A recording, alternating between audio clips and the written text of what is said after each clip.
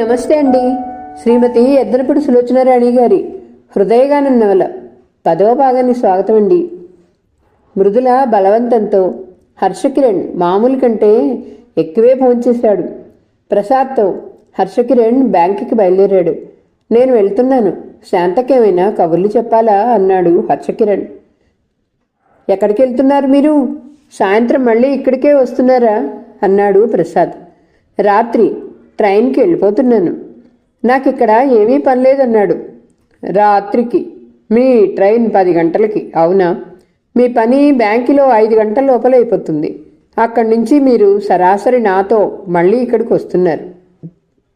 ఇక్కడ రాత్రికి భోంచేసి ట్రైన్కి వెళ్తున్నారు. మృదు, ఈ బ్రీఫ్ కేసు లోపల పెట్టు. అందులో మీకు ముఖ్యమైన కాగితాలుంటే మాత్రం తీసుకోండి ఆదేశించాడు ప్రసాద్. అవునాయన, నువ్వు ఉన్నట్టే లేదు, సాయంత్రం ఉండి వెళ్దువు గాని అంది జానకమ్మ కూడా. హర్షకిరణ్ వారి ఆత్మీయతని నిర్మోహమాటంగా తిరస్కరించలేకపోయాడు. మృదుల ఈ లోపల చనువుగా బ్రీఫ్ కేసుని అతని చేతుల్లో నుంచి లాక్కుని తీసుకుని వెళ్ళి తన గదిలో పెట్టొచ్చింది. మీరు అమ్మ మాటని అన్నయ్య మాటని కాదనటానికి వీల్లేదు అన్నది నవ్వుతూ. రండి, నా స్కూటర్ మీద మిమ్మల్ని బ్యాంకు దగ్గర డ్రాప్ చేస్తాను. నా బ్యాంకుకి వెళ్ళే దోవలోనే ఉంది. మీ పని అవగానే అక్కడి నుంచి నా బ్యాంకుకి వచ్చేసేయండి. మళ్ళీ ఇద్దరం కలిసి ఇంటికి వచ్చేద్దాం అన్నాడు ప్రసాద్. హర్షకిరణ్ కాదనటానికి వాళ్ళు అవకాశం ఇవ్వలేదు. ప్రసాద్ స్కూటర్ వెనక కూర్చొని హర్షకిరణ్ వెళ్ళిపోయాడు. ఆ అబ్బాయికి పెళ్ళయిందటే మృదు అంది జానకమ్మ. 2 పిల్లలు కూడా అంది మృదుల. పెళ్లి కాలేదు అంటే ఆడికి ఆశలు ఏర్పడతాయి, సంబంధం తిరిగేస్తుంది, అనవసరమైన ఆరాలు తీసి ప్రాణం తోడేస్తుంది. అలాగా? ఎవరి అదృష్టవంతురాలు. పిల్లాడు చక్కదనమే కాదు, నమ్రత నెమ్మది లక్షణంగా ఉన్నాడు. పెళ్ళాన్ని బాగా చూసుకుంటాడు. బాగా చూసుకోవటమా? అతనికి అమ్మాయి అంటే ప్రాణం. ఇదిగో అమ్మ, నువ్వు వెళ్ళలేదు. రాత్రికి వెళ్ళిపోవాలని ఎంత గొడవ చేస్తున్నాడో. ఒక్కరోజు కూడా దూరంగా ఉండలేడు. 2 రోజులు పని మీద వేరే ఊరు వెళ్ళాలనుకో, వెంట తీసుకెళ్లాల్సిందే. అలాగా?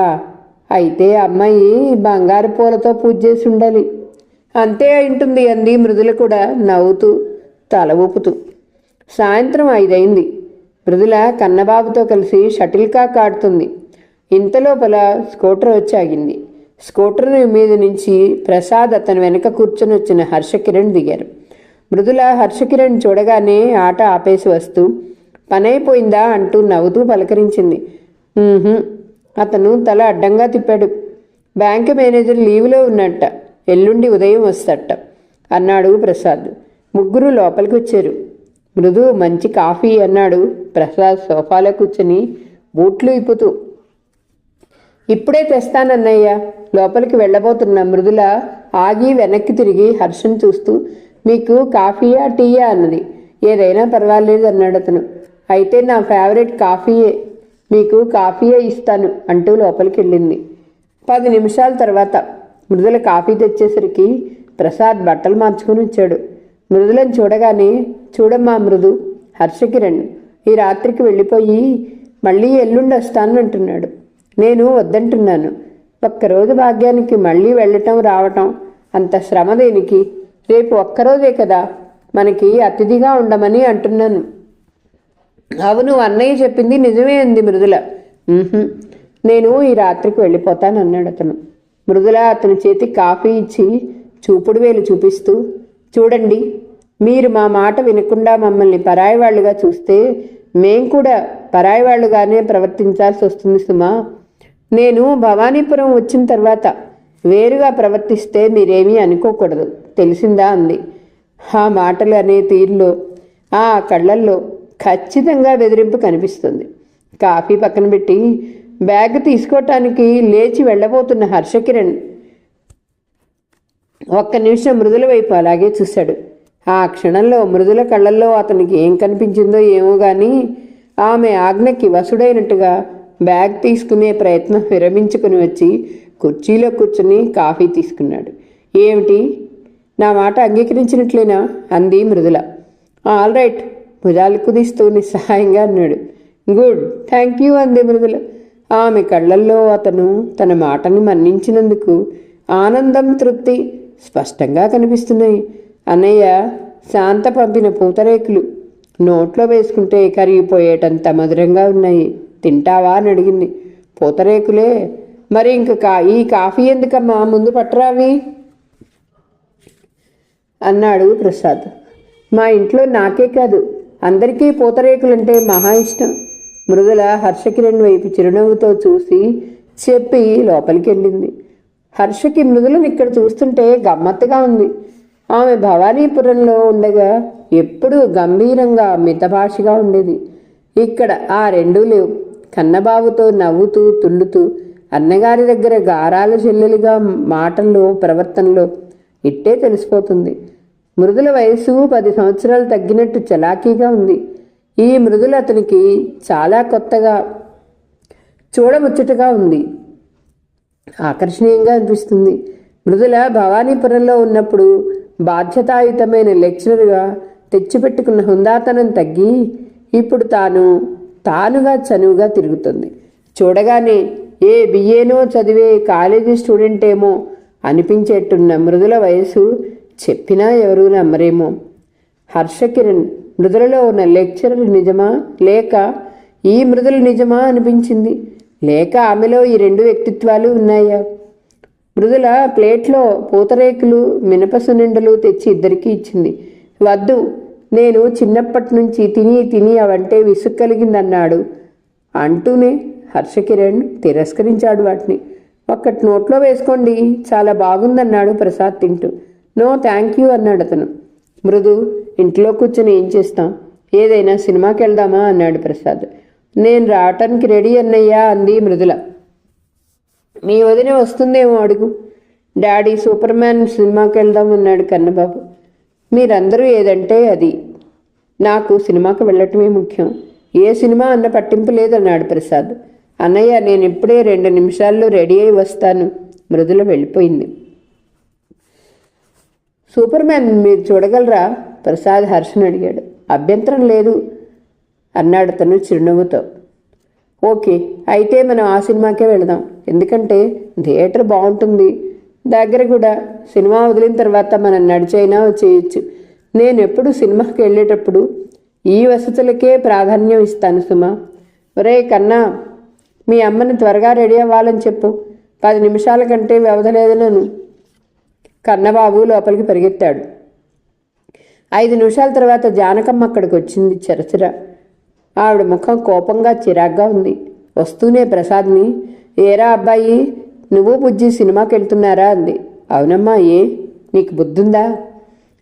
జయమ్మ గారు చెల్లెలి కొడుకుని తీసుకుని బుజ్జిని చూడటానికి వస్తానని అన్నారు. అరే అలాగా, నాకు తెలియదే. ఎవరూ నాకు చెప్పలేదేమిటి? కోడల్ని చెప్పమన్నానుగా. చెప్పలేదా? చెప్పలేదు. ఆవిడ గారిని పుట్టింటికి పంపించలేదని అలిగింది. మా ఇద్దరి మధ్య కోల్డ్ వార్ జరుగుతుందిలే. ఇంతకీ జయమ్మ గారు వాళ్ళు ఎన్నింటికి వస్తానని అన్నారు? ఈ పూట 6:30 వరకు వర్జ్యం ఉంట. సరిగ్గా 7 గంటలకు వస్తామని మధ్యాహ్నం వాళ్ళ మరిది చేత కబురంపింది. నీకు అప్పుడే ఫోన్ చేద్దామని. పక్కింటి అత్తయ్య గారి దగ్గరికి వెళ్తే వాళ్ళు లేరు. తలుపు తాళం వేసింది. జయమ్మ గారితో ఆవిడ చెల్లెలు కొడుకు కూడా వస్తున్నాడా? వస్తున్నాడు. అమ్మా, మృదువుకి చెప్పావా అడిగాడు ప్రసాద్. అయ్యో రామా, ముందుగా చెప్తే అది ఊరుకుంటుందిరా. అసలు ఇంట్లో ఉంటుందా? ఆ మాట ఎత్తితే నన్ను బతకనిస్తుందా? నేను దానితో చెప్పలేదు. వాళ్ళని రాని. అసలు ముందు పిల్లాడికి పిల్ల నచ్చితే, అమ్మ మృదువుకి ముందు మనం చెప్పి ఒప్పించి వాళ్ళని రమ్మంటం మంచిదేమో. లేకపోతే వాళ్ళ ముందు అభాస్పాలు అవుతామేమో. ఆ భయం నాకు ఉంది. ఈ పని సానుకూల పడాలంటే అదంతా నీ చేతిలోనే ఉంది. నువ్వు ఈసారి గట్టిగా కోపం తెచ్చుకొని మాట్లాడితే ఒప్పుకుంటుందేమో. ఆవిడ అక్కడ గోడ మీద ఉన్న యువకుడి ఫోటో చూపిస్తూ, ముందు నువ్వు ఆ వెధవ ఫోటో అక్కడి నుంచి తీసిపారేయి. వాడి బతికుండంగానే కాదు, చచ్చి కూడా మనల్ని ఏడిపిస్తున్నాడు. బుజ్జిపాలిట శనిలా తయారయ్యాడు. వాడి గొడవే లేకపోతే నా బిడ్డ ఈ పాటికి హాయిగా పెళ్లి చేసుకుని సంసారం చేస్తూ పిల్లాజల్లలతో సుఖంగా కళకళలాడుతూ ఉండేది. వేదవ ఫోటో ఇది ఇక్కడ ఉంటే అది ఈ జన్మకి వాడిని మర్చిపోదు అంటూ ఆవిడ వెళ్ళి కసిగా గోడకున్న ఫోటో లాగివేయబోయింది. ప్రసాద్ గవాలన లేచొచ్చి తల్లి చేతులు పట్టుకుని ఆపేస్తూ, అమ్మా ఊరుకో, మృదు ఈ మాటలు విందంటే ఇప్పుడు ఇక్కడ పెద్ద రణరంగం అవుతుంది. ఈసారి అది ఇంటి నుంచి వెళ్ళిపోయిందంటే ఇక మళ్ళీ తీసుకురావటం ఆ దేవుడు తరం కూడా కాదు అంటూ కంఠం తగ్గించి పళ్ళ బిగున తల్లిని కేకలేశాడు. తల్లి చేతుల్లోంచి ఫోటో లాగటంతో గోడకు ఉన్న మేకు ఒకటి వదిలై ఫోటో రింగు కదలాడింది. అతను దాన్ని సరిచేయటానికి చూస్తున్నాడు. తల్లి మళ్ళీ ఆవేశంగా అంది, నీకు నా క్షోభ ఏమిటో అర్థం కాదురా. వయసొచ్చిన పిల్ల, ఉద్యోగం అంటూ ఎక్కడో మారుమూల ఊళ్ళో వెళ్ళి ఉంటుంది. దానికేం కర్మ చెప్పు. దాని ఈడు వాళ్ళంతా చూడు పెళ్ళిళ్ళయి ఎంత హాయిగా ఉన్నారో. అందరి అదృష్టాలు ఒకే రకంగా ఉండవుగా అమ్మా. ఇదంతా దాని కర్మ కాదురా, నా కర్మ. ఆవిడ నుదురు కొట్టుకుంది. ప్రసాద్ వచ్చి ఆవిడ చేయి గట్టిగా పట్టుకున్నాడు. బతిమిలాడుతున్న స్వరంతో కంఠం తగ్గించి, అబ్బా ఇప్పుడు ఏదో గొడవ అయ్యే వరకు నువ్వు ఊరుకో. మృదు వస్తుంది, నువ్వు లోపలికి వెళ్ళు అంటూ దాదాపు బలవంతంగా ఆవిడని వంట ఇంటి వైపు నెట్టి తిరిగి వచ్చాడు. అతను తిరిగి వచ్చేసరికి హర్షకిరణ్ కిటికీ దగ్గర నిలబడి బయటికి చూస్తున్నాడు. అతన్ని చూసినప్పుడు కానీ ప్రసాద్కి అక్కడ అపరిచిత వ్యక్తి ఉన్నాడని కానీ అతని ముందు తాను తల్లి గొడవ పడ్డాడని కానీ గుర్తు రాలేదు. అతనికి ఆ క్షణంలో తల్లి మీద అంతులేని చిరాకు వచ్చేసింది. ఆవిడెప్పుడు ఇంతే. ఆవేశం కోపం వచ్చిందంటే నోరసులు ఆగదు. ఇక్కడ ఎవరున్నారు ఎవరు లేరని కూడా చూడదు. సారీ, ఏ విషయమైనా బిగ్గరగా పోట్లాడుకున్నట్టుగా మాట్లాడుకోవటం మా ఇంట్లో అలవాటు. మేము సినిమాల గురించి చర్చించుకున్నా మా పక్కవాళ్ళు పోట్లాడుకుంటున్నారేమో అన్నట్టు గాబరాగా తొంగి చూస్తారు. మా అమ్మ పెద్దదయింది, ఆవిడకి మృదులకి పెళ్లి కాలేదే అనే బాధ అన్నాడు హర్షకిరణ్. అప్పటికి అక్కడ ఉండాలో లేక వెళ్ళిపోవాలో ఏది సబబో తెలియక తికమక పడుతున్నట్టుగా నిలబడ్డాడు. వాళ్ళు ఏదో గొడవ పడుతున్నారు. తాను మెల్లగా ఏదో నెపంతో బయటికి వెళ్ళిపోవటం మంచిదేమో, కానీ చెప్పకుండా వెళ్ళటం మాత్రం భావ్యమా అనుకుంటున్నాడు. ప్రసాద్ వచ్చి సంజాయిషి చెప్పినట్లు ఇలా అనగానే మామూలుగా అవుతూ గోడకి ఉన్న ఫోటోలో యువకుణ్ణి చూపిస్తూ అతని ఎవరు అని అడిగాడు. ఇతను విజయ్. మా మృదుల ఇతను పెళ్లి చేసుకోవాలనుకున్నారు. మా అమ్మకి ఇతనంటే పెద్దగా ఇష్టం లేదు. ఎందుకంటే అతని స్థితిగతులు సామాన్యం. పెద్దగా చదువుకోలేదు, పెద్ద ఉద్యోగమా లేదు. మృదులకి ఏ డాక్టర్నో ఇంజనీర్నో ఐఏఎస్ ఆఫీసర్నో తీసుకురావాలని అమ్మ ఆకాంక్ష. మృదులకు అతనంటే ఇష్టమా? అతని కంఠంలో ఆసక్తిని అట్టడుగు పొరల్లో కప్పేశాడు. ఇష్టమా? చెప్పలేనంత. వాళ్ళిద్దరూ చిన్నప్పటి నుంచి స్నేహితులు. మేము మా ఇల్లు కట్టుకోకముందు అద్దె ఇంట్లో ఉండేవాళ్ళం. అక్కడ పక్కవాటాల్లో ఉండేవాళ్ళు. మేము ఇల్లు మారి 10 ఏళ్ళైనా వాళ్ళిద్దరి స్నేహం పెరిగిందే తప్ప తరగలేదు. అతనికి పెద్ద చదువులు లేవని మృదులకు అభ్యంతరం లేదు. ఎందుకంటే విజయ్ తెలివిగలవాడే. కానీ ఆర్థిక పరిస్థితులు చదువుకి అనుకూలించలేదు. ఆ సంగతి మృదులకు కూడా బాగా తెలుసు. పెళ్ళెందుకు చేసుకోలేదు మరి? అదే ట్రాజడీ. పెళ్లి నిశ్చయమైంది. 2 రోజులు ముందనగా అతను యాక్సిడెంట్లో చనిపోయాడు. అరే, ఊపిరి బిగబెట్టినట్టు అయిన అతని గుండెలు గట్టిగా గాలి పీల్చుకోవటంతో మామూలుగా అయ్యాయి. మృదుల అతన్ని మర్చిపోలేకపోతుంది. అమ్మకి నాకు ఎలాగైనా సరే మృదులకి వేరే అతనితో పెళ్లి కుదిర్చి చేసేయాలని. పెళ్ళై భర్త, సంసారం, పిల్లల యావలో పడిపోతే ఆ విషాదం మర్చిపోతుందని. నాకేమో మృదుల మనసు అర్థం చేసుకున్న ఎవరన్నా అయితే తాను సుఖపడుతుందని ఆశ. అలాంటి వ్యక్తి కోసం నేను గాలిస్తున్నాను. కానీ అమ్మ నా మాట వినదు. ఆవిడకి ఒకటే తొందర, మృదులకి మామూలు ఆడపిల్లకి పెళ్లి చేసినట్టు చేసేయాలని తాపత్రయపడుతుంది. మృదులకి పెళ్లి మాట ఎత్తితేనే శివం వస్తుంది. అప్పటికే వెళ్ళి విజయ్ ఫోటో జారుతున్న మేకుని పట్టి చూస్తూ, అరే ఈ మేకు గట్టిగా లేదు, కదులుతుంది, ఊడిపోతుందేమో. ఈ ఫోటో కింద పడిందంటే మృదుల ఇంట్లో అందరినీ చంపేస్తుంది.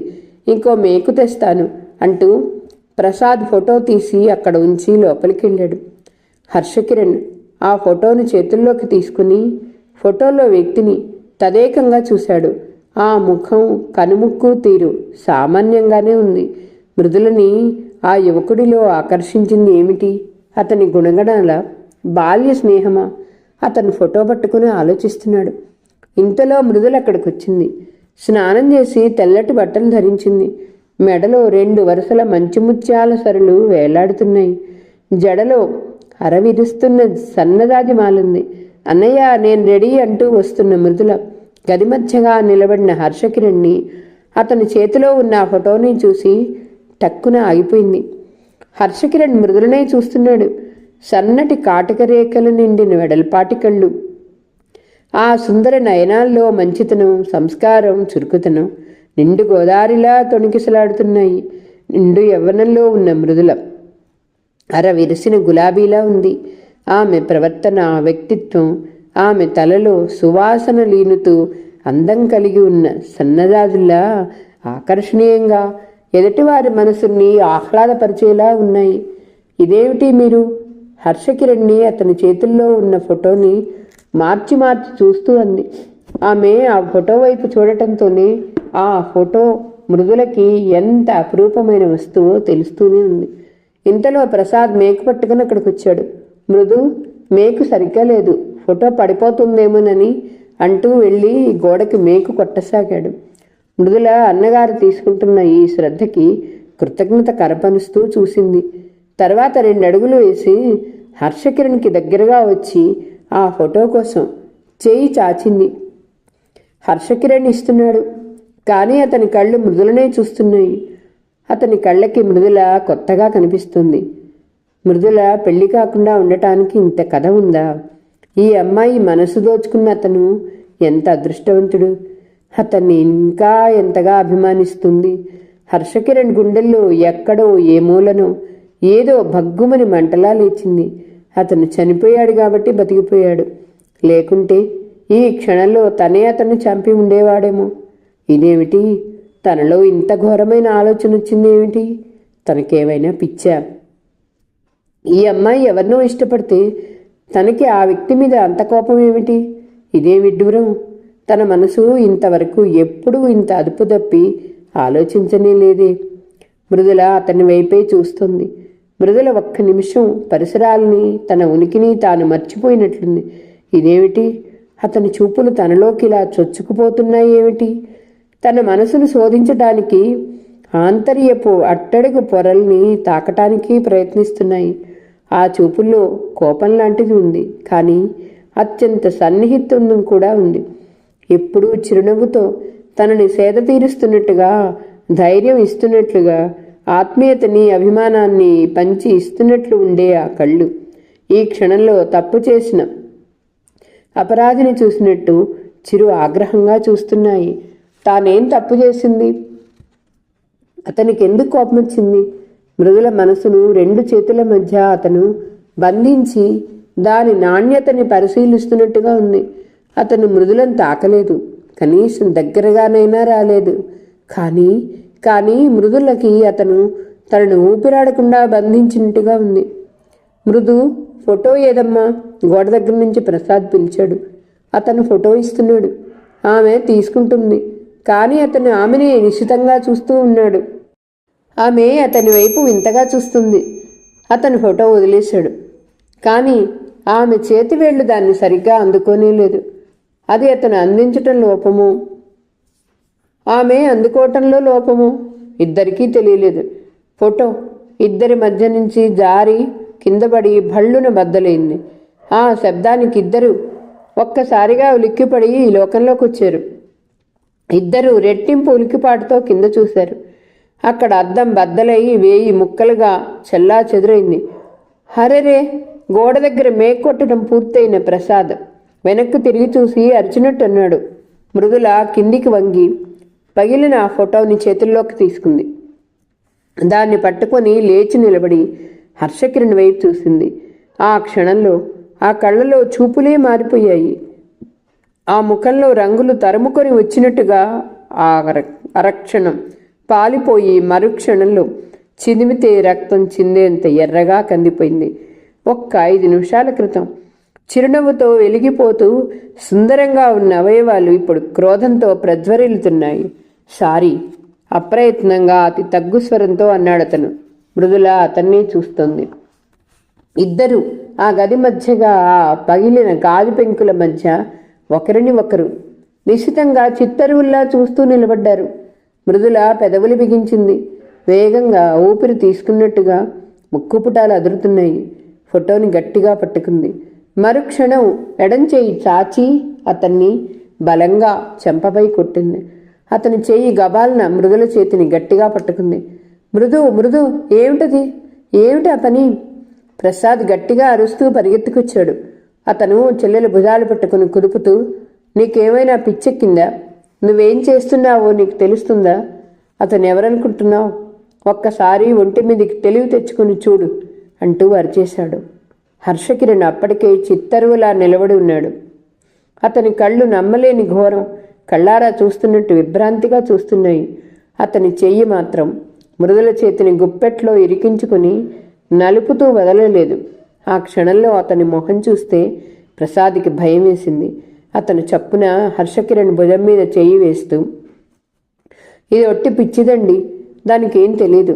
దానికి ఒంటి మీద తెలివిపోయింది, ఒట్టి పిచ్చిది, మీరేం అనుకోకండి ప్లీజ్ అన్నాడు.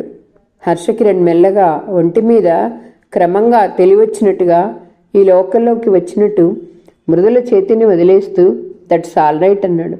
మృదుల అక్కడున్న సోఫాలో కూలబడి చేతుల్లో ముఖం దాచుకుని ఒక్కసారిగా ఏడవసాగింది. మృదు ప్లీజ్. ప్రసాద్ చెల్లెల దగ్గరికి వచ్చి బతిమాలుతున్నట్టుగా బుజ్జగిస్తున్నట్టుగా అన్నాడు. మృదుల ఏడుస్తుంది. అక్కడి నుంచి బయటికి వెళ్ళిపోబోతున్న హర్షకిరణ్ ఆగిపోయి ఆమె వైపు తిరిగి చూశాడు. మృదుల ఏడుస్తుంది. ఆ ఏడుపు అత్యంత హృదయ విదారకంగా ఉంది. ఆ ఏడుపు భయంకరమైన ఒంటరితనపు రాక్షసి చేతుల్లో చిక్కుకొని తప్పించుకోలేక విలవిల్లాడుతున్న ఆత్మరోదనంలా ఉంది. ఆ ఏడుపు ఇదివరకు అతను విన్నాడు. ఎప్పుడు? అతని త్వరగానే గుర్తొచ్చింది. మృదులకి జ్వరం వచ్చినప్పుడు. తను ఆ రాత్రి మృదుల దగ్గర తెల్లవార్లు మేలుకొని కూర్చున్నప్పుడు. మృదుల ఆ జ్వర తీవ్రతలో తనను ఎవరో అనుకొని దగ్గరకు తీసుకుని వాగ్దానాలు చేయించుకున్నప్పుడు. హర్షకిరణ్కి కళ్ళ ముందు హఠాత్తుగా మంచు తెరలు కరిగిపోయాయి. ఎవరు ఇప్పుడు అర్థమైంది. అతను ఈ విజయ్. గుమ్మం దాటి వెళ్ళబోతున్న అతని పాదాలు ఆగాయి. అతను మెల్లగా వెనక్కి తిరిగి మళ్ళీ లోపలికి వచ్చాడు. ప్రసాద్ అప్పటికే మృదులని చేయి పట్టి లేవదీసి భుజం చుట్టూ చేయి వేసి పట్టుకుని లోపలి గదిలోకి తీసుకెళ్ళాడు. లోపలి గదిలోకి ఉన్న భార్యకి మృదులను అప్పజెప్పొచ్చాడు. ప్రసాద్ భార్య మృదులని బుజ్జగించటం వినిపిస్తూనే ఉంది. ప్రసాద్ యువతలకు వచ్చాడు. అతను వస్తూనే గుమ్మం దగ్గర నిలబడున్న హర్షకిరణ్ దగ్గరికి వెళ్ళి అతను 2 చేతులు పట్టుకున్నాడు. మీరు మృదులను క్షమించాలి. అది ఒంటి మీద తెలివి ఉండి చేసిన పని కాదు. మృదుల తరఫున నేను మీకు క్షమాపణ చెప్పుకుంటున్నాను. అతని చేతులు జోడించాడు. ప్రసాద్ను చూస్తుంటే జరిగిన ఘోరానికి అతని మనసు ఎంత విలువెల్లాడిపోతుందో, అతను ఎంత సిగ్గుపడుతున్నాడో తెలుస్తూనే ఉంది. హర్షకిరణ్కి అతని మీద జాలేసింది. ప్రసాద్ భుజంపై తడుతూ, పర్వాలేదు, నేనేమీ అనుకోను, మీరేం ఫీల్ అవ్వకండి అన్నాడు టైం చూసుకుంటూ.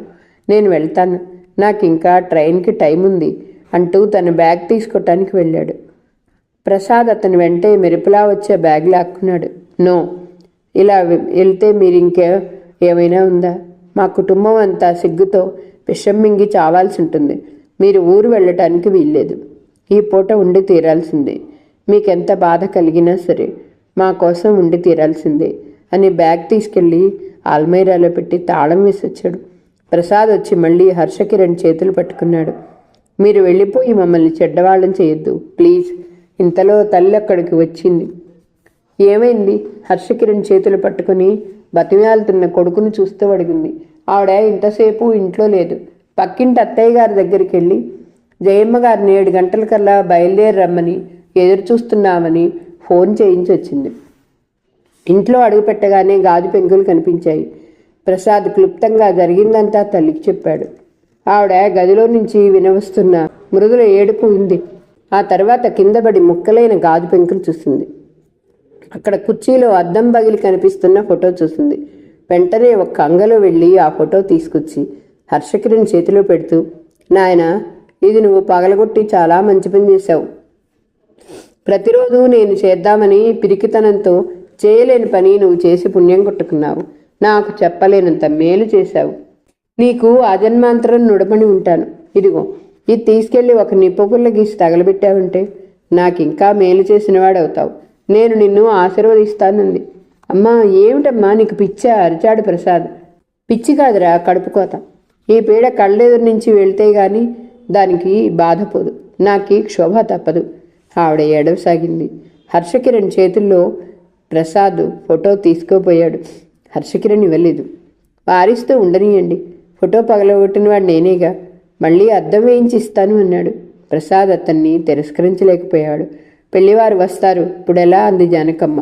వద్దని ఫోన్ చేస్తాను. ప్రసాద్ పక్కింటికి పరిగెత్తాడు. ఆ రాత్రి భోజనాలు అయిన తర్వాత ప్రసాద్కి హర్షకిరణ్కి డాబాపై పక్కలేశారు. వేసవికాలం రాత్రి. ఆకాశం నిర్మలంగా ఉంది. చీకట్లో ఆకాశంలో నక్షత్రాలు వెదజల్లిన రత్నాల్లా మెరుస్తున్నాయి. హర్షకిరణ్ పక్క మీద కూర్చున్నాడు. ప్రసాద్ కూడా ఎదురుగా పక్కపై కూర్చున్నాడు. అతను విజయ్ గురించి చెప్పసాగాడు. విజయ్ మృదుల చిన్నప్పటి నుంచి స్నేహంగా ఉండేవాళ్ళు. విజయ్కి తల్లి లేదు. సవతి తల్లి తిండి కూడా సరిగ్గా పెట్టేది కాదు. జానకమ్మ గారే జాలిపడి తన పిల్లలతో కలిపి పెట్టేది. విజయ్ చదువు సంధ్యల గురించి తండ్రి పట్టించుకునేవాడు కాదు. కనీసం బట్టలకైనా డబ్బిచ్చేవాడు కాదు. ఆటలతో ప్రారంభమైన విజయ్ మృదుల స్నేహం కాలం గడిచే కొద్దీ చదువుకి ఒకరికి ఒకరు సాయం చేసుకోవటంతో పెరిగి చివరికి సినిమాకి వెళ్ళినా ఇద్దరిలో ఎవరున్నా లేకున్నా మరొకరు మానేసే బలీయమైన ఆత్మీయతగా మారింది. మొదట జానకమ్మ గారు పట్టించుకోలేదు అంతగా.